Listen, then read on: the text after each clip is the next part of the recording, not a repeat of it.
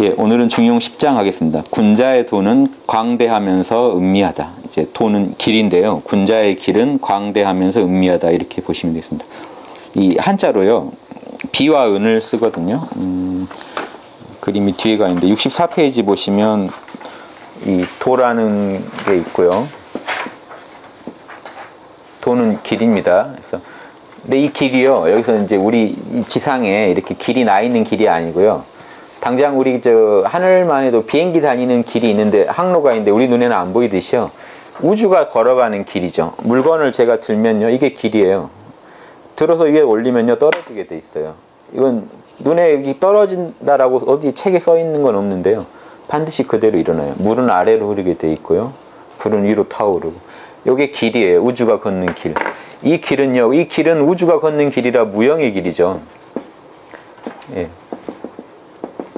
그래서 길이랑 같다는 게 우주 만물이 다 이 길을 걷지 않을 수가 없으니까요. 우리 첫 시간에도 했지만 예. 이 길은 우리가 이 길을 떠날 수도 없고요. 그래서 이 길은 이 길의 두 측면을 얘기하는데요. 본체적인 측면과 작용적인 측면을 얘기하는데요. 그걸 본체를 스물은자로 표현합니다. 작용을요. 예, 소비할 비자예요. 광대하게 쓰인다는 겁니다. 소비할 비자거든요. 지금. 그래서 사용하다 할 때 비자인데 안 쓰이는 데가 없다는 거고 은은요. 아주 숨어 있어서 보이지 않는다는 겁니다. 여기 나무 생각해 보시면 됩니다. 이걸 이제 한문으로 본 그러고요. 이걸 말하는데 그 나무에다가 비유하면 이게 나무입니다. 위로 뻗은 가지, 아래로 뻗은 가지, 둘 다 가지예요. 그래서 이 가지 중에 이 부분이 뿌리고 이 부분이 말단이죠. 그래서 본과 말이 생기는데 재밌는 건요. 이 뿌리가 되는 부분요. 땅 속에 있어서 안 보여요. 이 뿌리의 묘미입니다. 뿌리는 안 보여요. 이 도는 우리 우주 만물의 뿌리인데요. 지금 안 보이잖아요. 안 보이는데요. 뿌리 없는 나무가 없기 때문에 눈에 보이는 가지와 열매와 줄기를 보면 뿌리가 저 속에 있다는 걸 알 수 있어요. 마찬가지로 우리도 그 중화에서요. 화의 작용이 우리한테 있죠. 희노애락이 일어나고 지난 시간에 한 겁니다. 지난 시간에도 희노애락이 일어나고 사단의 마음이요. 측은지심, 사양지심, 수호지심, 시비지심이 일어나는 걸 보면 우리 안에도요. 금목수화토의 어떤 법칙이 이데아가 있다는 걸 알 수 있죠. 이 뿌리를 짐작할 수 있습니다. 이 이데아들이에요. 이 길이라고 하는 건. 우리로 하여금 어떻게든 어디로 걷게 하는 거.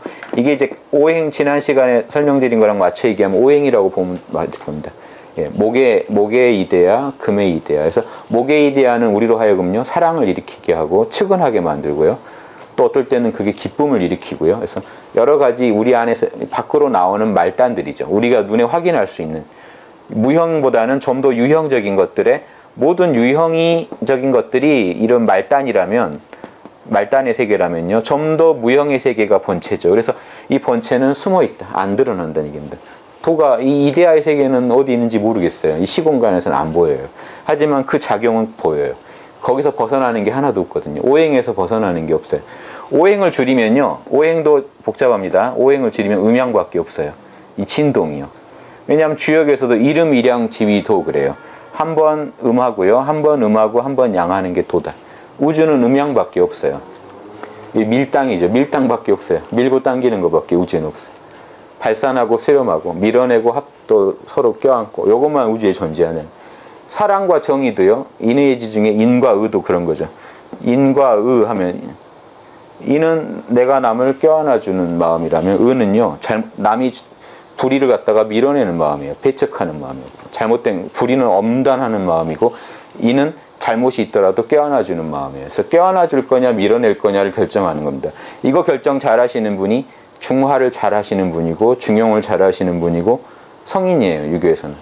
네, 밀어낼 거냐 껴안아 줄 거냐만 순간순간 그리고 어느 정도 밀어낼 거냐 어느 정도 껴안아 줄 거냐 이게 지난 시간에 했던 과부족입니다. 여기서 과하지도 않고 부족하지도 않아야 돼요. 보세요. 인이 과하면요. 애를 키우는데 인이 과하면 오냐 해주다 보면 또 안 좋아지고요. 그 방종에 하게 되죠. 정의, 너무 이제 틀린 거 지적하는 것만 일삼다 보면요. 정의, 바로 잡아야겠다는 마음만 있으면 살벌해지고 그쪽이 또 그 이제 의욕을 잃어버리죠. 좌절하게 됩니다. 그래서 살아나는 생명을 너무 죽여버리게 되고요. 너무 그 생명 자라는 게 너무 좋다고 계속 물 주다가는 또 뿌리가 썩어버립니다. 그래서 적절하게 주는 게 이제 지혜라는 거죠. 지난 시간에 했던 그 지혜가 결국에는 이 기를 갖다가 적절하게 표현하는 게 지혜입니다. 그래서 우주는 적절하게 하고 있어요. 문제는 인간이에요. 인간만이 못해요. 왜냐하면 동물, 식물들어요. 좀 더 이미지를 표현해봐라고 아무도 얘기 안 해요. 고양이 붙잡고요. 이미지를 좀 더 해봐라고 안 합니다. 왜냐하면 얘네들은 지금 다 하고 있어요. 문제는 이제 인간인 거죠. 인간의 문제로 동물도 문제가 생기고 식물도 문제가 생기거든요. 그래서 인간만, 우리만 균형을 잡으면 우주에 문제가 없다라는 마인드로 접근하시는 게 중요합니다. 그래서 이 길의 본체는 숨어 있고 작용은 안 쓰이는 곳이 없다라고 한 겁니다. 그래서 이 뿌리, 본자도요, 나무 밑에 숨어 있다는 뜻이고요. 이런 뜻을 잘 보여주는 게 이 본자 말고 이것도 뿌리 근자 있죠. 나무에 이거 간방 간자리 났거든요. 이게 이제 간방의 그 뜻이에요. 간방 이 뜻이요. 칸이 없네. 여기 보이시죠? 요게 이 간방에 어디다?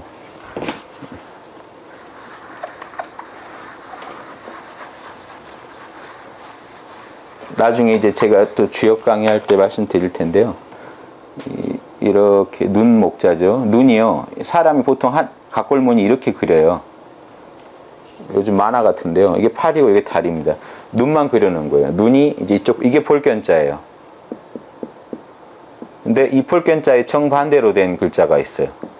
이쪽을 향하고 있어요. 똑같은데. 요게 지금 간자의 전서예요.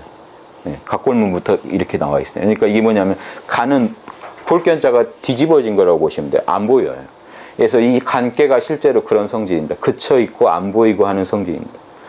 그래서 나무 중에 안 보이는 부분이라는 뜻이에요. 나무 중에 보이지 않는 부분. 그러니까 본체라는 게 결국에는 숨어 있다라는 게 그 보이지 않는 뿌리요. 근데요, 재밌는 게 뿌리나 말다는 사실은 한 나무거든요. 그래서 보이지 않는 이 도의 이런 신비한 부분, 이게 하나님의 영역인데요.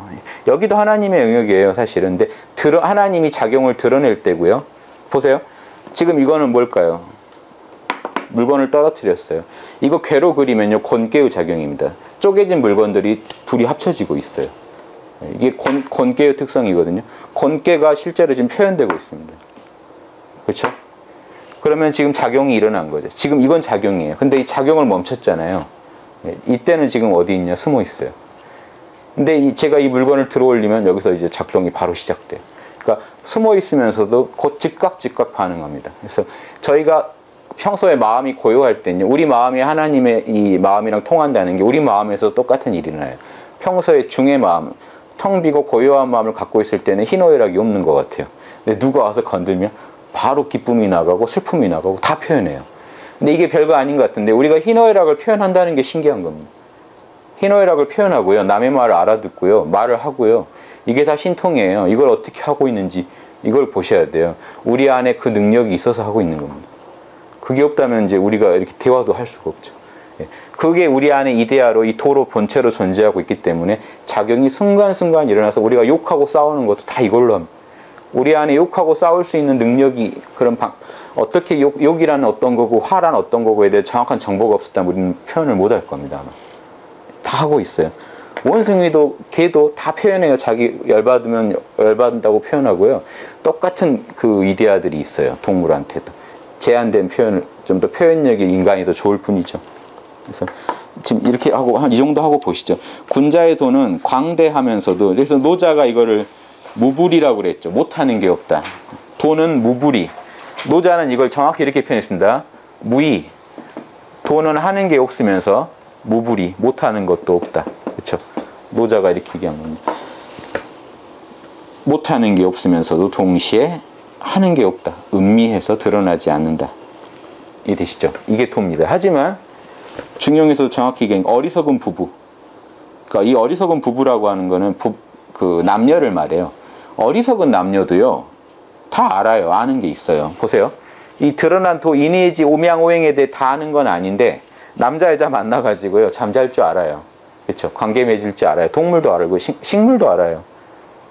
그러니까 이 도 중에 어느 부분은요, 우리가 알고 이미 하고 있어요. 그러니까 모를 게 없다는 겁니다. 희노애락 없는 사람이 어디 있어요? 그리고 그 불쌍하다, 아이고 부끄럽다, 이런 사단의 마음 없는 사람이 어디 있습니까? 아무리 어리석은 부부, 그러니까 남녀를 예로 든 이유가요, 이 중용에서요, 제일 도로 알고 있는 건 음양이라서 그래요. 오행의 뿌리는 음양이기 때문에 음양의 이치 모르는 사람 없다. 그러니까 그 성균관 스캔들 드라마 할 때 그 박유천인가요? 그 양반 자제가 공부만 하고 이제 연애에 대해 서투르니까 그 하인으로 나오는 그 개그맨 유담이 뭐죠? 도련님이 그 학문은 알지 몰라도 음양의 이치는 저한테 배우셔야 될 겁니다. 이렇게. 그러니까 뭐냐면 그 설정이 그런 거죠. 머슴이 음양의 이치를 더 잘할 수 있다는 겁니다. 이거는 이 책에서 배우는 거랑 다르게 본능으로 이미 알고 있는 게 있어요. 우리가 이 음양의 이치에 대해서. 밀고 당기는 거 안 배워도 해요. 서로 관계에서. 이렇게 음양을 적절히 섞어야 더 깊은 맛이 난다는 걸 다 알고 있다는 거죠. 그래서 알고 있는 게 있다는 겁니다. 그 지극한 곳에 이르러선. 하지만요, 아주 쉬운 거는요, 이것 때문에 그래요. 본체가 안 쓰이는 곳이 없으니까 아무리 어리석은 사람도 알고 있는 부분이 있는데, 진짜 이 은밀한 본체에 들어가서는 뭐냐면 성인도 알 수 없는 부분이 있다. 성인이라고 해도요, 인격을 가지고 있는 하나의 에고라면요, 하나님하고 완전히 합일이 안 되잖아요.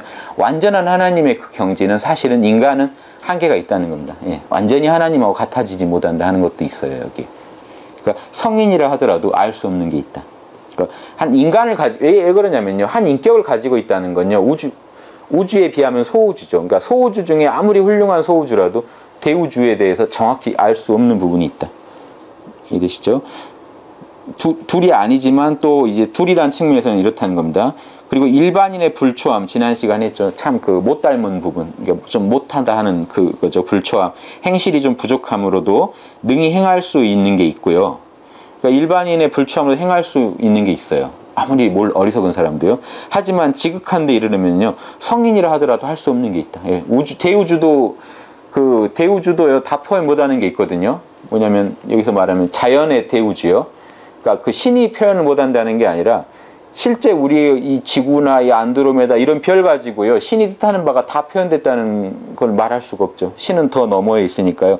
왜냐하면 이 보이지 않는 세계의 자리니까 그 자리에서 지금 우리가 사는 우주의 모든 걸 표현했다고 말할 수가 없죠. 왜냐하면 이 우주가 무너지고 또 새 우주가 만들면 또 새로운 걸 표현할 겁니다. 한계가 없는 거죠. 그래서 성인이라 하더라도 할 수 없는 게 있고, 그 다음 바로 이어서 우리가 대우주라고 알고 있는 이 천지의 거대함으로도요, 사람에게 오히려 원망받는 바가 있다.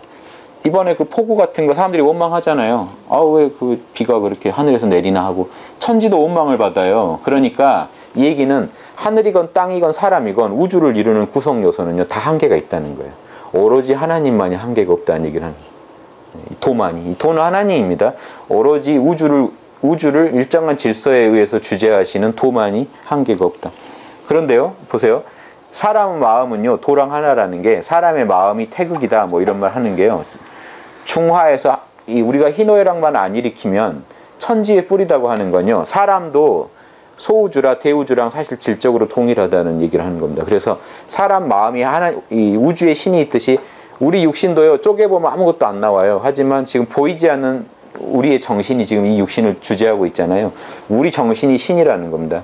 에고적인 부분은 한계가 있어서 말고요, 우리의 더 순수의식은 신이라는 겁니다. 그래서 그 유교에서 지난 시간에도 설명드렸죠. 마음은 우주의 모든 원리를 품고 현상에 표현하는 거다 하는 거. 예, 마음의 두 측면입니다. 이게 그대로 마음의 두 측면이에요.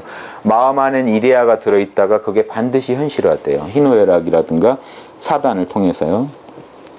예, 여기까지 이제 보시고, 그 장자 한번 밑에 보실게요. 60페이지 밑에요. 장자 천도편에요. 대저 도라는 것은 장자는 어떻게 받는가랑 같이 보세요.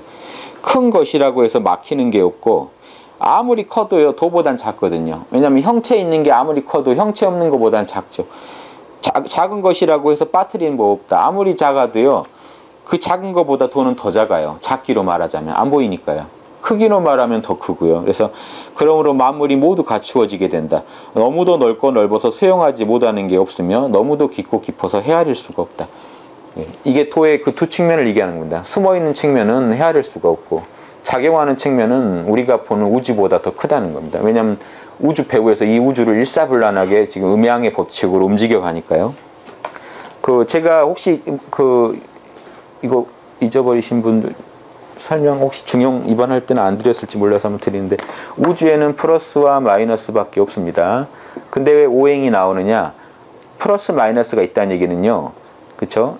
이게 가장 위로 치솟은 게 있고 가장 내려간 게 있고 올라가는 게 있고 내려오는 게 있어서 4개가 나와요. 그리고 가장 균형적인 모습까지 해서 토가 나옵니다. 이게 가운데 토고요. 글자도 신기하게 공부하기 좋게 돼 있어요. 플러스와 마이너스가 합쳐졌습니다. 그렇죠? 이거는 우연적으로 이렇게 됐어요. 그래서 토 하면요. 플러스 마이너스의 균형 이렇게 이해하시면요. 토에 대해서 정확히 이해하시면 돼요. 그러면 플러스의 극치는요. 불이에요. 가장 위로 이 불의 이제 예전 글자 보면 이겁니다. 여기 또 사람 그려놨어요. 지금 이게 옛날 분들 되게 사람을 그려놔요. 머리가 이렇게 불타고 있는 사람을 그려놨어요. 불. 마이너스는요. 물. 아래로 계속 흘러내리는 물. 그러니까 물과 불에 비해서 덜 치솟고 덜 쪼그라드는 게요. 덜 쪼그라드는 게 쇠예요. 쇠는 보면 선뜻 차갑긴 한데 아주 냉수만큼 차갑진 않거든요. 그리고 나무도요. 부지런히 위로 자라긴 하는데 불처럼 타오르진 않아요. 그래서 이 목과 금이 생겨요. 그래서 오행으로 하면요. 수, 화, 목, 금, 토가 결국은 음양밖에 안 됩니다. 그래서 음양만 있다고 아셔도 돼요. 네. 네.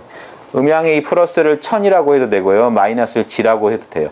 그래서 사상만 따질 때는 이렇게 따집니다. 사상은요. 천이 제일 순수하게 위로 올라가는 거, 순수하게 아래에 있는 거, 물은요. 땅에 있다, 땅으로 흘러내려오는 거, 불은요, 하늘을 향해 치솟는 거. 이렇게 4개로만 얘기하면, 천지, 지금 우리 태극기가 이 원리입니다. 건곤이 위아래 있고, 감리가요, 하늘을 향해 올라가는 불, 땅을 향해 내려가는 물, 이렇게 돼 있다면, 이게 선천팔계예요. 이게 선천의 원리입니다. 천지 수화를 얘기하면 선천팔계고요. 이제 후천에 오면은, 물과 불이 주장이에요. 불이 제일 뜨겁고, 물이 제일 시원한데, 중간에 나무와 새가 나와요. 균형점인 토가 나와서 이게 이제 후천팔계예요. 선천팔계, 후천팔계는 지금 이걸로 설명이 다 됩니다. 그래서 후천에서는 천지를 빼버려요. 왜냐면요. 천지는 순수한 플러스, 순수한 마이너스이기 때문에 현상계는 그런 건 없다는 겁니다. 현상계에서는요. 순수한 건 없기 때문에 후천으로 넘어오면요. 천지 얘기를 안 해요. 그래서 우리 태극기는요. 선천팔계예요. 건곤감리를 그려놨잖아요. 선천팔계예요. 예, 그거는 이제 천지에서 수화가 나오는 원리를 그려놓은 거고, 후천은요, 수화가 주장이 돼서 목금을 가지고 이렇게 굴리는 겁니다. 그래서 이게 오행입니다. 그래서 이 오행을 가지고 우리의 이제 감정이나 우리의 마음은 다 설명할 수가 있습니다. 그래서 거기 제가 써놨죠. 필부라고도 하죠. 이 우부를요, 필부라고도 불러요. 그냥 평범한 부부, 평범한 남녀. 또 음양의 이치와 사단의 양심은 다 알고 있다는 겁니다. 그리고요, 다시 이제 들어가겠습니다. 예. 그러므로 군자가 능히 큰 것을 말하면, 이 광대한 작용을 군자가 만약에 얘기를 하면요, 도를 얘기하면 천하가 그걸 감당할 수가 없어요. 왜냐하면 우주도 그걸 담을 수가 없죠. 음양의 이치의 극치는요, 지금 현상계 우리 우주도 다 표현 못해요. 지금 우리가 사는 우주도요, 팽창과 수축을 하고 있는데, 그 원리도 음양으로 하고 있잖아요. 그러면 우리 우주밖에 표현이 안 될까요? 음양은 여러 표현 중에 하나에 불과하죠. 우리 우주도.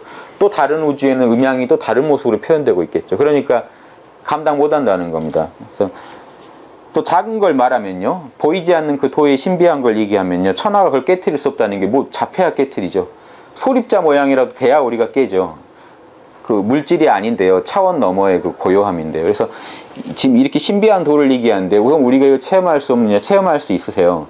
중화라는 게요, 이 중이 도자리거든요. 천하의 뿌리 자리. 그래서 우리가요, 희노애락만 안 일으키고, 희노애락을 안 일으켰다는 거는 내가 나라는 걸 잊고 계시는 거죠. 나라는 이름을 잃어버리시고요, 나와 남을 가르지 않고 존재하시면 그대로 돕니다. 은미한 본체와 하나가 돼요. 그렇죠? 내 이름 잊어버리시고요, 그냥 존재만 해보세요. 나의 존재감만 느껴보세요. 거기서는 나와 남이 없고 하나가 됩니다. 그러니까 하나님과 하나가 된 자리예요. 그래서 움직이면요, 우리 마음이 하나 일어나면 희노애락 중에 하나입니다. 오행 중에 하나가 움직여요. 그걸로 인해서 우리 장부 중에, 오행 중에 또 영향을 받아요. 간장이 영향을 받고, 우리가 고민 많이 하면 위가 당장 얼어붙어요. 토기운이거든요. 생각은 토기운이에요. 생각을 하면 토가 뭉쳐요. 예, 이런 현상들이 일어납니다. 화를 내면 심장이 또 불타오르고요. 예, 이런 원리들이 다 지금 관련이 있죠. 그래서 우리가 한 생각이 움직이면 오행이 움직입니다. 한 생각도 안 움직일 때는 오행도 이렇게 숨어있지 나타나지 않습니다. 이때가 뿌리고 이때가 화입니다. 중과 화예요. 지금까지 저희 배운 내용을 하면 이때 중심을 잘 잡고 있고 작용을 할 때 늘 남하고 조화를 이루자는 겁니다. 조화 이루자는데 초점을 두면요 남하고 싸울 일이 없습니다. 남쪽에서 계속 시비 거는 건 제가 어떻게 못해도요 제 입장에서는 최대한 조화를 이루는 거죠. 그 시비 거는 사람하고도요. 뭐냐면 상대방 입장과 내 입장을 공정하게 봐가지고 가장 적절한 선에 그 지난 시간에 했던 과하지도 부족하지도 않은 그 입장을 취하는 겁니다. 그래서 그 이상의 답은 없으니까요. 그러니까 이제 남은 내 뜻대로 안 움직이니까요. 예, 남에 대해서 적절하게 이제 처신하는 걸로도 이제 충분히 잘 이제 방어를 하시는 거죠. 여유가 되면 좀 더 적극적으로 나가보실 수도 있고요. 그래서 이게 아무튼 좋아합니다. 남하고 또 밀고 당기고요. 내가 밀고 나갈 거냐, 방어를 할 거냐, 공격을 적극적으로 할 거냐, 방어할 거냐도 이 순간순간 이 참나에서 나오는 영감으로 그걸 이제 아실 수 있죠. 그래서 주역도 별게 아니라 주역에도 마지막 가면 고요한 중에 괴가 나온다 하는 게 그겁니다. 고요한 중에요. 이게 점을 잘 치는 분도요. 지금 남하고 싸움이 붙었는데 그 주역점 쳐볼 시간이 없을 겁니다. 그때는 뭐냐면 여기에 주역에 뭐라고 돼 있냐면요. 개사전에 무사야 무의야 아무것도 안 하고 생각을 안 하고 있으면 적연부동 고요하다가 호련이 탁 통한다고 돼 있습니다. 괴상이 나온대요. 뭐가 나오냐면 지금 욕을 할까? 뭐 싸울 거냐? 도망갈 거냐? 칠 거냐? 이게 다 탁탁 나온다. 쳐도 어디만큼 칠 거냐? 티가 나게 칠 거냐? 흉이 안 지게 칠 거냐? 이게 순간적으로 왜냐면 참나에서 나와야 돼요. 왜냐면요. 우리 안엔 도가 있기 때문에 가능해요. 도가 있기 때문에 그거 어떻게 아시냐면요. 도가 말해주는 게 아니고요. 도가 있기 때문에 내가 이럴까 저럴까 했을 때요. 지난 시간에 한 거로 비춰보세요. 자기가 자기한테 여러 안을 제시해 보는 겁니다. 그러면 내가 알아요. 이건 최선, 이건 최악, 이거는 과하고 이건 부족하고를 깨어 계시면요. 이렇게 몇 가지 안을 제시해 보면 아니라는 게 나와요. 그때 가장 흡족한 걸 하시면 돼요. 그게 중에 맞는 겁니다. 그래서 참나를 깨달으신 분은 중화가 쉬워져요. 왜냐하면 참나한테 다 물어본 뒤에 하면 돼요. 참나가 뭐 이걸 해라고 하기 전에요. 물어보다 보면 자기가 알아요. 이게 가장 깨끗하다는 내 양심에 제일 흡족한 방법을 택하시면 됩니다. 그게 이제 고요한 중에 괴상이 나온다는 겁니다. 중용도 그 원리예요. 내 안의 본체를 잘 아시는 분은 작용할 때 그 우주적인 그런 정보를 활용해서 하는 겁니다. 나의 작은 소견으로 하는 게 아니라 좀 더 우주랑 하나가 돼서 결정을 내려보시는 겁니다. 시경에 이르기를요. 이 얘기를 갖다 시경을 예로 들어줘요. 시경에 이런 말인데요.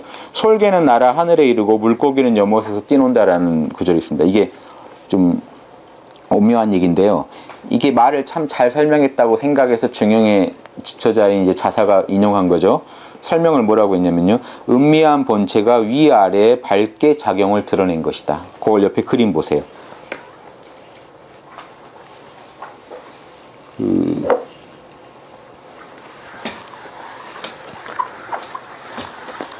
본체는 어차피 안 보입니다. 안 보이는데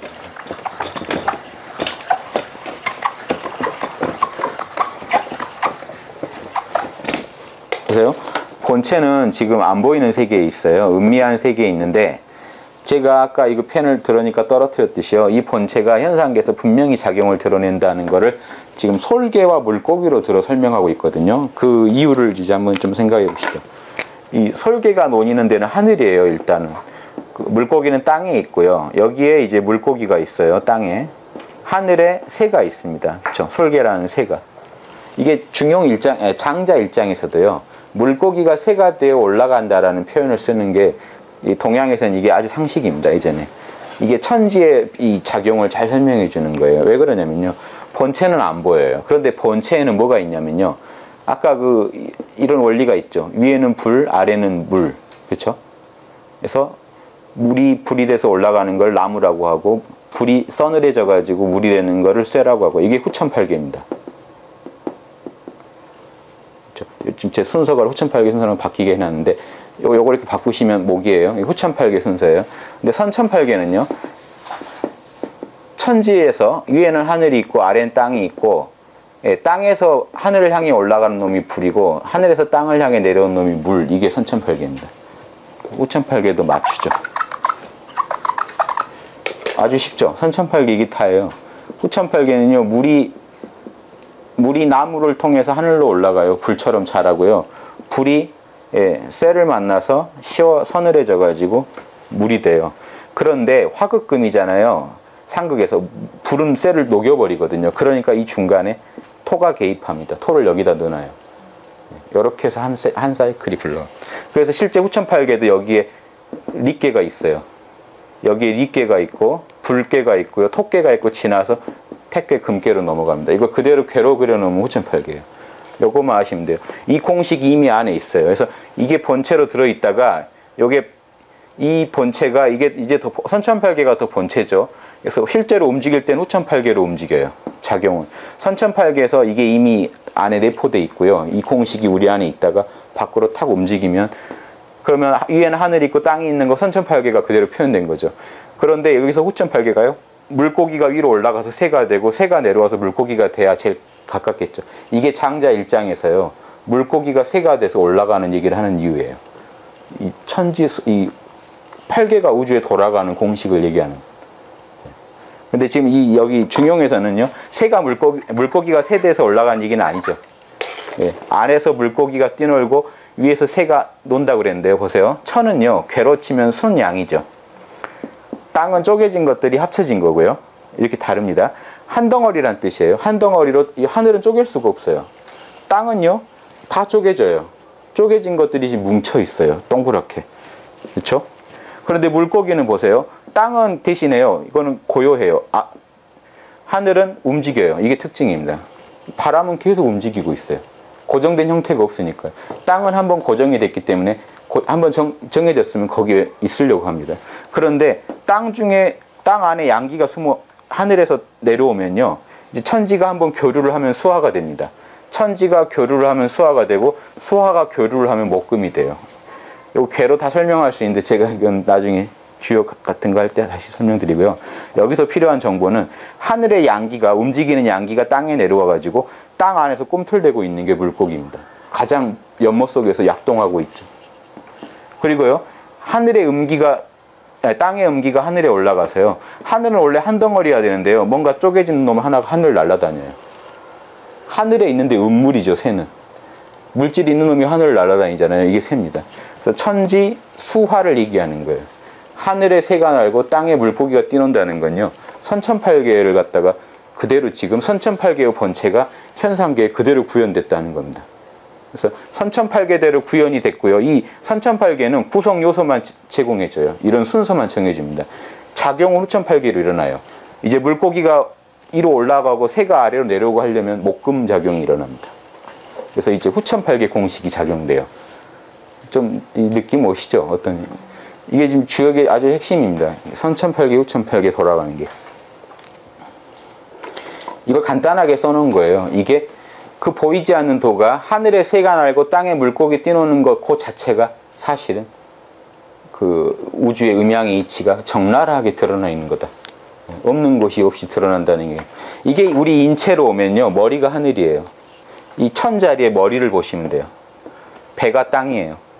근데 배에서요. 꿈틀대는 그 에너지.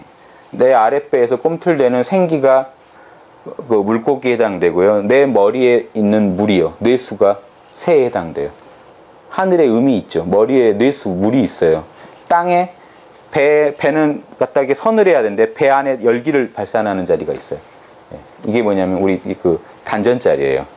아랫배가 따뜻해지는 그 상태. 단전에서 힘이 차면 이런 일이 일어나요. 그래서 장자 일장에서요. 물고기가 새가 돼서 올라간다는 건요. 이 아랫배에 있던 기운이 배는 땅인데 여기 기운이 단전 기운이 가만히 안 있고 약동해서 등을 타고 6개월에 걸쳐 올라간다고 그랬는데 6 차크라가 있어요. 6 관절을 넘어서 뇌수로 들어갑니다. 그 뇌수를 장자에서 천지라고 그래요. 하늘 연못이 있다. 그 천지에 들어가면 새가 돼서 여기 들어가요. 그래서 그 하늘에 음물이 있으니까 새라고 해요. 네, 그래서 이게 돌고 돌면은 건강해진다는 겁니다. 이게 우리 한의학의 제일 원리예요. 수승화가 이 물을 위로 자꾸 올려야 되고 불은 자꾸 내려야 된다는 게 한의학에서 건강의 원리거든요. 왜냐하면 배가 원래 땅이고 머리가 하늘인 건 변치 않는데요. 머리에 불이 있고 배에 물이 있으면 점점 차가워져요. 배는 차가워지고 머리는 뜨거워져요. 그래서 불은 내려야 되고 새는 내려오게 하고 물고기는 올라가게 하는 법이요. 아랫배 단전을에다 마음을 두고 고요히 이제 호흡을 가다듬는 겁니다. 그러면 아랫배에 있던 그런 이런 그 기운은요 머리로 올라오고요. 그래서 머리를 시원하게 하고 머리에 있던 뜨거운 열기는 아래로 내려가서 아랫배를 따뜻하게 하면서 이게 계속 돌고 돌아요. 이거를 혹시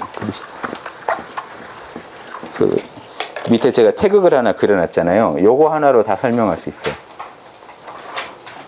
지금 제가 그림을 이렇게 했는데 요 위치는 좌우는 바뀌어도 됩니다.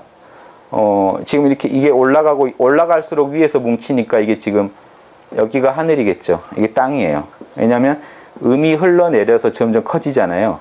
양이 위로 계속 올라가잖아요. 그러면 이게 하늘입니다. 근데 하늘 가운데 요걸 그려놔요. 하늘 가운데 음이 있다는 겁니다. 땅이에요. 땅만 있어야 되는데 이게 땅은 곤이잖아요. 하늘은 양이고 순양이어야 되는데 양 가운데 음이 있어요. 그러니까 이게 하늘에 새가 있다는 겁니다. 땅이 곤이어야 음이어야 되는데 이게 양의 요 점을 확대해 그려놓은 겁니다. 양이 여기서 시작돼요. 음이 제일 센 데서. 그럼 요 놈을 보면은 음 가운데 양이 하나 있는 거겠죠. 이해 되시죠? 지금 이게 지금 요 그림만 이해하셔도 주역의 제일 중요한 부분을 이해하신 거예요. 이게 계속 돌고 돈다는 겁니다. 이걸 그냥 간단하게요. 멋지게 표현한 게 하늘엔 솔개가 날고 땅에서는 연못에서는 물고기가 뛴다예요. 이게 음양의 이치가 지상에 그대로 구현되어 있다는 얘기를 한 겁니다. 그게 우리 몸에도 그대로 구현되어 있어요. 아랫배에 열기가 있고요. 머리에 서늘한 게 있어요. 근데 이제 머리에 서늘한 게 이게 약하면은 점점 불이 타올라요. 너무 불이 심해져요. 이 서늘한 거 음기를 계속 대주면요. 불이 식혀지고요. 이 양기가 약하면은 서늘할 뿐인데 여기서 불이 내려와서 양기를 복돋아 주면 뜨거워요. 물이 끓어요. 그래서 이 두 개가 계속 음양이 서로 만납니다. 하여튼 요게 이제 한의학의 원리도 다 그렇고요. 한의학 가면 수승항항이 이제 제일 원리입니다. 인체를 수승항항으로 돌려놓는 게 치료예요. 머리가 차갑고 배가 뜨겁게 만들어주는 게. 왜냐하면 그래야 천지가 돌아요. 안 그러면요. 보세요. 하늘도 위로 솟는 속성이고 불도 위로 솟는 속성이고 땅도 아래로 내려온 속성이고 물도 아래로 내려온 속성이라 둘이는 아주 그냥 끝장입니다. 둘이 교류를 못하면요. 인체가 병증으로 가요. 그래서 요 새가 하늘에만 있는 게 아니라 내려와주고 이 물고기가 또 뜨거워져서 올라가지고 해가지고 이렇게 잘 교류를 하자 하는 게 이제 동양 의학이고 이 단학도 여기 이대로 하는 거예요. 단학이라는 게 하단전에 기운을 많이 주면요. 요 놈이 가만히 안 있고요. 이 양기가 점점 커지면 위로 올라가요. 올라가 봤자 또 이놈이 땅에서 올라온 놈이라 여기서 다시 음기를 만나 식어서 또 내려와요. 그래서 계속 순환이 일어납니다. 실제로요. 이 몸에서 계속 기운이 돌아요. 이렇게 되면 문제가 없죠. 이게 단학이 추구하는 이상적인 상태예요. 계속 음양이 돌고 도는 상태. 그래서 장자 일장에서 이 얘기 물고기가 새가 되어 날아오른다는 얘기를 예를 드는 이유가 그렇게 이런 공부를 해야 된다 하는 겁니다. 그래서 시경도 이렇게 있고요. 군자의 도는 그 단서가 부부에서 비롯하나 지극한 것에 이르러서는 천지에 밝게 드러난다. 지금 천지에 드러나는 거는 보셨죠? 이게 부부라고 그러면요. 이게 보세요. 우리가 흔히요. 남녀관계 그런 거를 관계하는 거를 운우지정을 누린다고 하는데요. 보세요. 이 물이 어떻게 돼서 올라가겠습니까? 구름이 돼야 올라가요. 이게 구름이고요. 이 뜨거운 열기가 쬐주면요. 이 물이 증발돼서 구름이 돼서 올라가고요. 구름이 올라갔다가 이 음기를 또 만나면요. 다시 비가 돼서 내려옵니다. 이게 운과 우예요. 운은요. 땅의 기운이 하늘로 올라가는 거고요. 비는요. 하늘에서 땅으로 내려오는 거예요. 근데 순수하게 하늘께 내려오는 건 아니에요. 땅에 올라갔던 놈이 내려오는 거예요. 근데 또 마찬가지로 땅 기운이 내려올 때 하늘 기운도 끌고 내려와요. 그랬다가 하늘 기운이 또 고향 찾아가겠다고 또 올라가요. 그럼 원래 땅에서 올라온 놈이 땅에 있는 놈도 또 같이 올라갔기 때문에 그 얘기는요. 물이 원래 땅에 있어야 될 건데 열기를 받아서 증발해서 올라갔다고 해도 역시 자기 고향은 땅이잖아요. 결국은 비가 돼서 내려오게 돼 있어요. 근데 내려올 때 열기를 품고 내려왔다면 열기는 또 하늘로 올라가려고 하기 때문에 다시 수증기를 만들어서 올려보내요. 그래서 물이 계속 돌고 도는 걸 보시면요. 이게 운우지정이라는 겁니다. 남자와 여자가요. 이렇게 계속 기운이 순환하는 거를 우리가 운우지정이라고 그래요. 그 이유가 그러니까 지금 여기서 지금 부부가 남녀에서 도의 단서가 드러난다는 건 남녀가 그냥 성관계 하는 것만 해도 벌써 이 팔계대로 임양이치 그대로 작용하고 있다는 거예요. 근데 천지에 가가지고요, 천지도 관계를 합니다. 보세요. 이게 여름에요, 이렇게 구름이 막 올라갔다가 비가 내리고 하는 게요, 고대인들 눈에는 이거 천지가요, 성관계를 하고 있는 거예요. 그래서 무당이 구슬하거나 할 때 이 무녀가 중재를 해가지고 이게 천지가 서로 교합하는 그런 뭐 퍼포먼스를 하고 하세요. 그 실제 보면. 이게 되게 중요한 문제라는 겁니다. 이렇게 돌고 도는 게. 그래서 우리 사랑과 정의도요, 다 이런 거예요. 양을 발산하는 게 사랑이고요, 다시 불의를 만났을 때 확 쪼그라드는 게 정의예요. 그래서 악을 만났으면 그 예수님, 제가 항상 인용하지만 두 팔 가지고 천국 가는 것보다는 한 팔 잘라버리고, 죄 지은 팔 잘라버리고 그 천국 가는 게 낫다. 두 팔 가지고 지옥 가는 것보다는. 예. 뭐냐면 잘라내는 게 정의예요. 악에 대해서 단호하게 대처하는 게. 하지만 사랑은요, 또 다른 측면에서 성경에서 뭐라고 하냐면 하나님은 죄인도 햇빛을 비춰주신다 하고 그래요. 그 얘기는 품어줄 때도 있고 밀어낼 때도 있는데, 요게 이제 양과 음입니다. 그래서 이 진짜 이제 그 조화를 이루는 인간이란 뭐냐, 그 중에도 이미 음양의 원리가 들어있는 거고, 화에서는요 음양을 적절하게 그냥 상황에 맞게 표현하는 거에 불과합니다. 보듬을 건지 뭐라고 할 건지, 아무튼 10장에서 지금 이런 얘기들이 나왔고요. 그 군자의 도가요, 그 단서가 부부에서 드러난다는 얘기가요, 주역을 가면 좀 더 구체적으로 되어 있는데 한번 보실게요. 주역 서계전에 있는 말인데, 천지가 있은 뒤에 만물이 있고 만물이 있은 뒤에 남녀가 있게 된다. 남녀가 있은 뒤에 부부가 있다. 이 말이 왜 나오냐면요, 주역 상경에서요 건곤으로 시작해요. 그런데 재미있는 게 하경에서 시작할 때는요 택산 함께로 시작하는데, 요 상태를요 글자 하나로 표현하면, 이걸 지금 주역에서 지금 이런 상황을 글자 하나로, 이제 상경에서는 건이 1번, 2번이 곤하고 이렇게 쭉 나가잖아요. 이게 그래서 만물이 창조돼 나오는 과정이 쭉 설명돼요. 그리고 이게 천지가 있는데 만물이 있다는 거고요. 하경을 딱 시작하면 택산 함께인데요, 이게 주역에서요 이 하나만 있는 거를 중시합니다. 양이 제일 꼭대기에 있죠. 이게 소남, 젊은 남자예요. 요거는요 음이 제일 위에 있죠. 소녀예요. 남녀가 둘이 짝이 됐고 남자가 아래에 있고 여자가 위에 있기 때문에 이건 교합하게 돼 있어요. 왜냐하면 양은 위로 섰고 음은 아래로 내려오니까 이렇게 바꿔놔야 둘이 사귀어요. 이걸 이제 함께라고 하는 이유가요, 이거 마음 심자 하면 느낄 감자가 되죠. 그럼 함만 하면 위에만 하면 다 함자예요. 이게 뭐냐면요, 모두 함자인데 도끼를 들고 입을 가지고 함성 지르는 모습입니다. 이게 도끼인데요, 우리 그 전쟁 영화 보면 무기 쳐들면서 다 같이 함성 지르면 전율이 흐르겠죠. 한 덩어리가 되면서 남녀가 한 덩어리가 된다는 거예요. 이렇게 이 오르가즘을 느끼는 그런 겁니다. 무아지경에 들어가면서 남녀가 완전히 하나가 돼서 여기에 마음 신자만 하면 느낄 감자가 되는 게 하나로 느끼는 거예요. 그래서 한 덩어리가 됐다라는 겁니다. 그래서 택산 함께로 시작하는 이유를 설명할 때 이 얘기를 해요.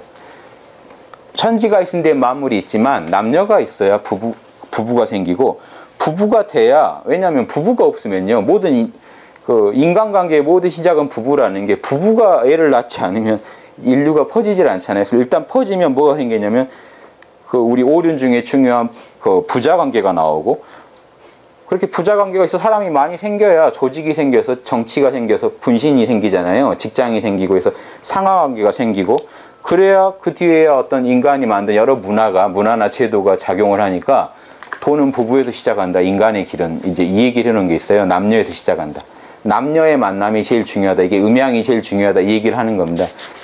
그래서 그 얘기를 지금 중용이랑 통하죠. 군자의 도는 단서가 부부에서 드러난다는 게, 남녀의 음양에서 사실은 모든 원리, 인간의 원리가 사실은 거기 다 내포돼 있다 하는 얘기입니다. 주역 설계전은요, 이거는 후천팔계입니다.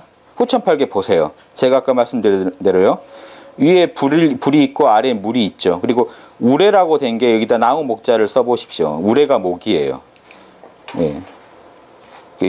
그 연못이 금입니다. 이거 한번 그려보시죠. 그러면 요 후천팔계를요 제가 오행만 한번 붙여드릴게요. 위가 이제 불인 건 아시겠죠? 이게 물이고요.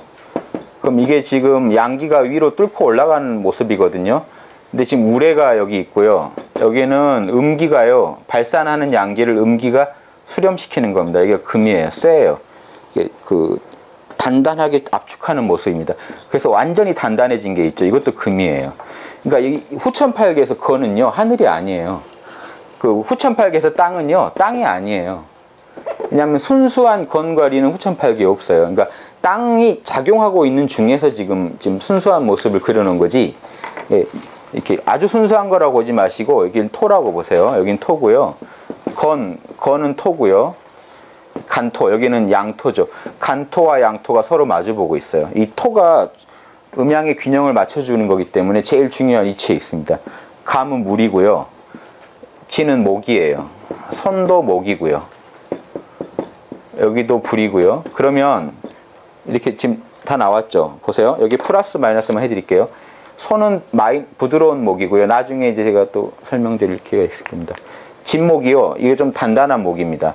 처음에 나무가 자랄 때 힘이 필요하거든요. 단단하게 자랐다가 나중에 부드럽게 이제 퍼져가는 목이고요. 불이, 이건 마이너스 불이에요. 왜냐면 이 목이 불까지 또 먹어요. 플러스 불이에요. 요거 하나씩만 더 먹는 거예요. 왜냐면 8개인데 5행을 곱하기 2로 하면 10개가 돼야 되잖아요. 그래서 금도 마이너스 금이 하나, 마이너스 물이에요. 그리고 금 자체도 마이너스 금이고, 건금이 보세요. 더 단단하죠. 이건 음이 있지만 이건 음이 없잖아요. 같은 쇠 중에 이 건으로 된 금이 더 단단해요. 그래서 요게 플러스 금이고요. 물은 플러스예요. 왜냐하면 보세요. 위아래 막 이게 물이 쭉 양기가 흐르는 모습이잖아요. 근데 태금이 마이너스 물이 되는 거는 물이요 밑에 막혔다는 뜻입니다. 고인물이에요. 그래서 연못이라고 돼 있죠. 물과 연못으로 하면요, 흐르는 물이 플러스고 고인물인 연못이 마이너스입니다. 요거 한번 이제 체크해 두시고요. 플러스는요, 이거 순수 음이죠. 마이너스죠. 고는. 이건 양기를 머금었잖아요. 양기가 맨 위에 있다는 건요, 음이 좀 들렸다는 겁니다. 위로. 이게 산이에요. 그래서 땅이 좀 솟구쳤다는 거예요. 양기 때문에. 예. 그러면 이제 플러스 마이너스 다 나오시죠. 예. 그럼 이게 결국 뭐냐면요, 결국 보세요. 플러스 마이너스 떼고 보시면 물에서 나무가 그냥 자라나요.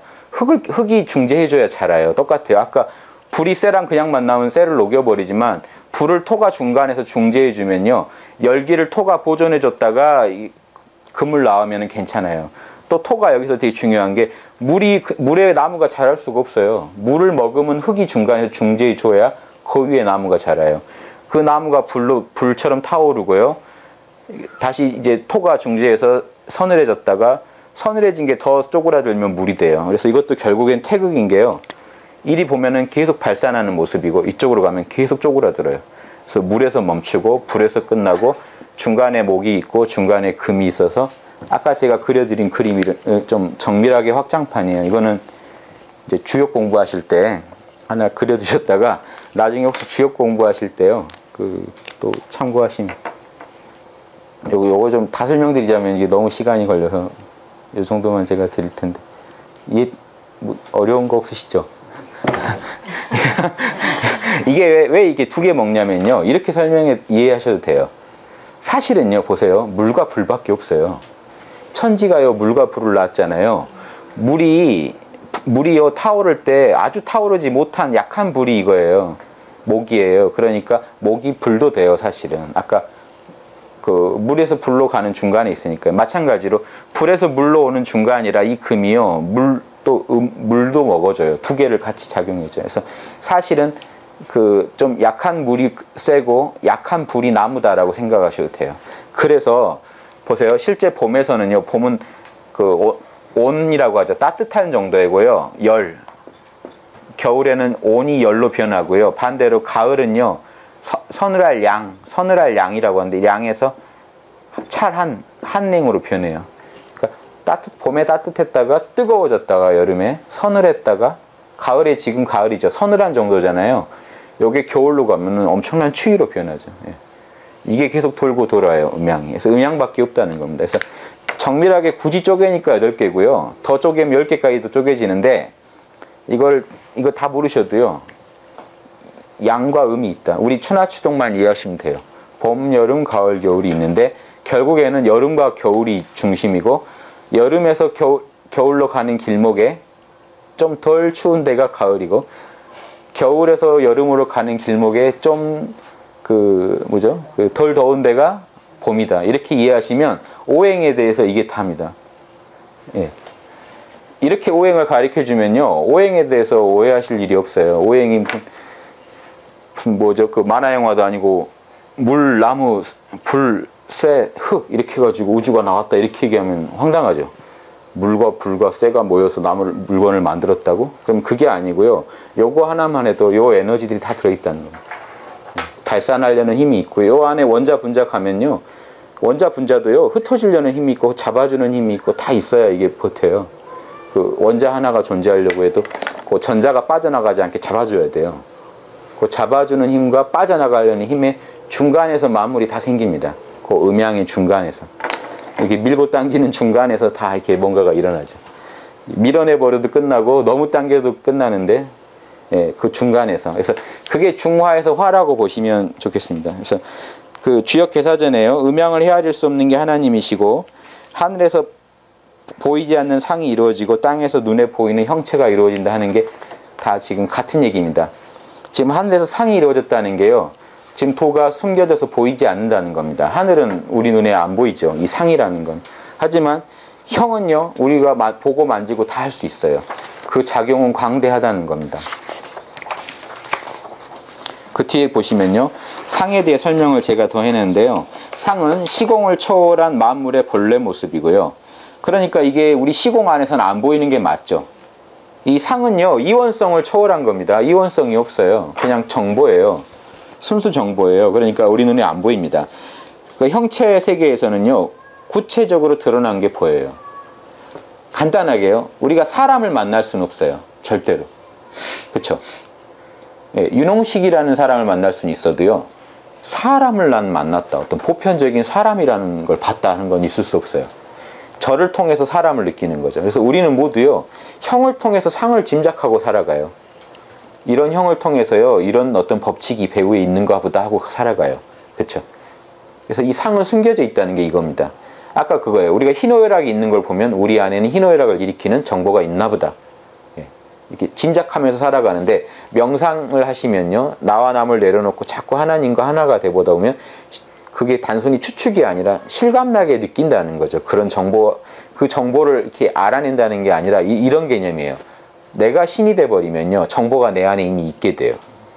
신과 하나가 돼버리면 그 정보를 내 안에서 느끼고 내가 다시 작은 자아로 돌아왔을 때는 그 정보에 대한 기억이 있어요. 아, 그러면 어떤 말이 나오냐면요, 사람은 이렇게 살아야 되는 것 같아. 갑자기 문득 또 식경이 높은 말이 나와요. 자꾸 이렇게 안으로 중으로 돌아가면은 화를 하는 힘이 점점 커져요. 이런 경우에는 이렇게 하는 게 옳은 것 같아. 나는 이렇게 배웠지만 내가 다 내려놔 봤더니 우주는 나한테 이렇게 하라고 얘기를 하는 것 같아. 그 정보가 쌓여가는 게 이게 이제 공부죠. 이 상과 형에 대해서 더 정밀하게 알아가는 겁니다. 그래서 그걸 정밀하게 아신 분들이 주역도 그리고 하는 거예요. 이 괴를 이렇게 그렸다는 건요, 이거 대단하지 않습니까? 플러스, 근데 어떻게 보면 또 별거 아닌 게요, 플러스 마이너스를 확장한 거예요. 플러스 마이너스밖에 없어요. 뜨겁고 차갑고 발산했다가 쪼그라들었다가 이거밖에, 펴졌다가 쪼그라들었다 이거밖에 없어요. 이렇게 했다 이렇게 했다. 여기에 금목수화토가 나오고, 이걸 더 정밀하게 쪼개면 8개가 쪼개집니다. 요 한 장면들을 쪼개면 8개가 나옵니다. 그 좀 느낌 오시죠? 이게 중화를 하자는 게 이제 이걸 잘 쓰자는 겁니다. 이제 여기 이제 도를 한번 얘기했고요, 중형에서. 이제 인간관계를 다시 얘기합니다. 이렇게, 왜냐하면 도는 인도거든요. 지금 혹시 이 도를 얘기하다가 음양 우주, 이렇게 우주를 탐구해야겠구나 이렇게 갈까봐요. 인간의 문제를 소홀히 하고 바로 우주로 나갈까봐 인도를 나와요. 바로 공자님이 이런 말합니다. 공자께서 말씀하시기를, 도는 사람에게서 멀리 떨어져 있는 것이 아니니 사람이 도를 한다면서 사람을 멀리 한다면 도가 아니다. 예, 그러니까 이 도를 분명히 합니다. 이 도는요, 지금 본체가 되고 만물의 작용을 드러낸다고 했을 때 요거를 인간에다가 한정을 두고 먼저 연구하라는 거죠. 우린 인간이기 때문에 금수의 도를 연구하고 뭐 천지의 도를 연구할 게 아니라 우리가 공부해야 할 목적은 인도라는 겁니다. 그래서 우리 안에 희노애락의 본체가 어떻게 숨어 있고 희노애락이 어떻게 표현되고 이게 더 관심사라는 겁니다. 그래서 중용에서 음양을 여러 개 설명 안 했죠. 희노애락이 있냐 없냐만 가지고 중화를 얘기했잖아요. 인간은 그게 제일 중요하니까요. 희노애락 어떻게 쓸 건지, 내 감정 어떻게 다스릴 건지, 남하고 인간관계 어떻게 할 건지 여기에 초점을 두자는 겁니다. 지금 천지의 도를 얘기하다가 이제 인도로 구체적으로 들어온 겁니다. 시경에 이르기를, 시경에 이런 말이 있답니다. 도끼자루를 베미어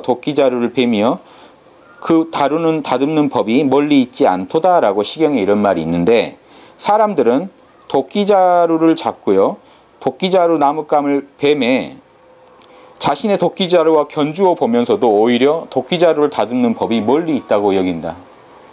말로 해놓으니까 어려운데 요 얘기입니다. 이해되십니까? 도끼 들고 가가지고요, 도끼자루를 하나 베러 산에 갔어요. 나무를 막 베면서 이거 흘끔흘끔 베면서도요, 나무를 얼마큼 해야 되지? 도끼자루를 만들 나무는 어느 정도 해야 되지? 하고 이렇게 어려워한다는 겁니다. 이게 뭐냐면요, 인간관계에서 우리가 어려워한다는 겁니다. 인간관계가 사실은요, 어떻게 하냐면 내가 남한테 바라는 대로만 해주면 되는데, 이해되시죠? 내가 이미 답을 갖고 있다는 겁니다. 내가 답을 갖고 있는데 답이 인간관계를 잘 하려면 되게 어렵다라고 생각한다는 겁니다. 뭐냐면요, 내가 남한테 바라는 게 이미 나는 알고 있잖아요. 그게 내 손에 도끼자루를 들고 있다는 격이라는 겁니다. 내가 남한테 바라는 거, 우리가 그 남 욕할 때 보면요, 제가 항상 드리는 말씀이잖아요. 우리가 이 본체에 대해 모르는 것 같아도요, 본체에서 바로 나오는 게 사단인데요, 사단을 다 작용 속에서 쓰고 사세요. 남 욕할 때 왜 내 입장을 배려를 안 하느냐, 옳고 그름이 왜 선명하지 않느냐, 왜 개념이 없느냐, 왜 그 양심이 부끄러운 줄 모르느냐, 그 같은 말도 왜 그렇게 싸가지 없이 하느냐, 무례하다는 거죠. 그렇죠? 예. 그게 사단을 우리가 정확히 알고 있어요. 왜냐하면 우리가 어느 정도 정확히 하냐면요, 아 다르고 오 다르고 다 분석하세요. 그때 아를 오로 바꿨으면 내가 기분이 나쁘지 않았을 텐데, 그랬으면 내가 배려받는 느낌도 들고 예절, 사양지심, 측은지심, 수호지심이 다 흡족했을 텐데, 그거를 하나 실수함으로 인해서 상대방이 기분이 나빠졌고요. 그렇죠? 같은 말도요. 그 돈도 그래요. 돈 그냥 주는 것도 이렇게 공손하게 주면 될 거를 돈을 던졌단 말이죠. 만약에 물건을 샀는데 저 어머니 돈을 던졌어요. 그럼 기분이 나쁘잖아요. 왜 기분 나쁜지를 사단으로 우린 다 설명한다고요, 실제로. 아니, 돈을 어떻게 그렇게 줄 수가 있냐, 너가 상대방이라면 괜찮겠느냐, 기분이 안 나쁘겠냐라고 말할 때 이미 그 인간관계를 잘하는 답이 있다는 거죠. 그러면 나부터 반대로 하면 되겠네 하는 거죠. 상대방이 어떻게 나오든 간에 나부터 반대로 하면 나로선 양심에 흡족하겠네 하는 답이 나온다는 거죠. 이렇게만 하면 우리 모두 화목해진다는 건 몰라요. 왜냐하면 상대방이 그 조선시대 선비를 띠고 고민했어요. 왜냐면요, 일본을 잘해주면 계속 외국어가 침투해 오는 거예요. 그래서 일본이 한번 크게 쳐들어왔다가 쫓겨난 뒤에 또 화친하자고 온 거예요. 조정에서 난리가 났어요. 도대체 일본을 보면 금수의 쪽에 속한다는 거예요, 일본이. 사람이면 이렇게 안 할 텐데 왜 이렇게 또 도와주면 다시 공격하고 하니까요. 그래서 태계가 글을 썼어요. 태계가 상소 쓴 게 있는데, 태계집에 금수로 대하십시오라고 써요. 사람이라고 대하면요, 또 당합니다. 사람이라고 대하고 내가 이 정도 줬으니까 저것도 사람이면 이 정도 나오겠지라고 했다가는 반드시 또 물릴 거라는 거, 발목을. 금수로 알고 화친은 맺으십시오. 단 화친 맺어주면 잘하겠지라는 기대는 일치하지 마시고 화친 맺어준다는 건 더 흉폭해지지 않게만 만들기 위해서 이렇게 화친도 맺어주고 적절하게, 그러니까 더 흉폭하게 나오지 않게만 수를 쓰십시오. 단 절대 그 기대나 이런 걸 하지 마십시오. 사람이면 그래도 이렇게 나오겠지 하는 거 하지 마십시오. 그러니까 이게 뭐냐면요, 사람도 사람 나름이라는 겁니다. 그러니까 아주 악감정으로 덤비는 사람한테는 우리가 선비들이 하는 말이 있어요. 공자님도 행액은 못 면한다. 공자님도요, 누가 와서 작정하고 치는 거는 못 면, 논어에도 몇 번 당하신 게 나오거든요, 재난을. 예, 그런 거는요, 사람이 그렇게 나오는 거 못 막는다는 겁니다. 근데 나로서 할 도리를 다 한다는 측면, 제가 지난 시간에 말씀드렸지만 우리 양심의 오타쿠 측면에서 볼 때 어떻게 할 때 나는 제일 흡족하냐, 내 행동에 대해서, 내가 내 행동에 만족하려면 이걸 미리 하시면 된다는 겁니다. 예, 답이 있다는 겁니다. 그래서 그게 이거예요. 그래서 그러므로 군자는요, 그 답을 얘기하죠. 그 사람의 입장이 되어 그 사람을 다스리되 잘못이 있으면 반드시 바로 잡은 뒤에 멈춰야 된다. 이 얘기는요. 지금 그 뒤에 그림을 보세요. 요 밑에 소광절 글부터 보세요. 뒤에 글을 보시면 소광절이 이제 공부할 때 이렇게 하라고 나옵니다. 사물을 정확히 알고 싶으면, 이거는 이제 인간관계 얘기는 아닌데요. 반관이라고 말을 쓰는데 돌이켜 잘 관찰하는 거. 이걸 하려면요. 나라는 에고죠. 나를 가지고 사물을 관찰하면 안 된다. 나를 가지고 사물을 관찰하지 않으려면 사물을 가지고 사물을 봐라. 그러니까 그 사람의 입장에서 그 사람을 연구하면요. 이거는 물건도 통한다는 겁니다. 보세요. 이 펜의 입장에서 펜을 연구하면 정확한 결론이 나오는데, 내 입장에서 펜을 연구하면요. 가다가요. 왜 펜은 이렇게 사는 거야? 그러니까 내 가치관이 자꾸 들어가 버리면 이 사람이 이해가 안 되겠죠. 그러니까 사물을 가지고 사물을 관찰할 수 있으면 내가 거기 낄 필요가 없다. 그래서 인간관계도 이렇게 하시라는 겁니다. 그래서 다산 정의학용 선생이요. 이 중용의 이 부분을 줄을 내기를 뭐라고 했냐면, 원문은요. 2인 친이라고 돼 있어요. 원문이 좀 오묘하죠. 이것 때문에 지금 제가 소광절 글을 인용한 건데요. 2인 친하라고 돼 있어요. 남을 가지고 남을 다스려라, 원문에. 그러니까 그 사람의 입장이 되어 그 사람을 다스리라라고 제가 번역했는데, 왜 이렇게 번역했냐면요. 보세요. 남을 가지고 남을 다스리려면요. 결국에는요. 내가 남이라고 공감을 해야 돼요. 내가 남이라면 이게 필요해요. 내가 상대방이라면 이런 걸 원하겠다라는 걸 한번 역지사지를 해보셔야 돼요. 그래야 남을 가지고 남을 다스릴 수가 있어요. 그래서 제가 이제 번역을 그 사람의 입장이 되어 그 사람을 다스리되 라고 표현한 겁니다. 그래서 다산 선생은 뭐라고 했냐면, 똑같은 얘기입니다. 남을 가지고 남을 다스린다는 거는 남에게 바라는 것을 가지고 남을 섬겨야 한다는 걸 말하는 것이다. 내가 남한테 바라는 걸 가지고요. 그걸 기준으로 해서 남도 이걸 원하겠지. 근데 이게 주관이 너무 세신 분이면요. 제가 담배를 너무 좋아해요. 상대방도 담배를 좋아하겠지 하고 담배를 권하는 거는 또 실례죠. 그러니까 상대방 입장이 된다는 게 쉬운 일이 아니에요. 그쵸? 내 주관을 배제해야 되니까. 이래서 아까 그 중용에서 말한 내려놓음이 되게 필요합니다. 여기까지 하고 5분 쉬었다 다시.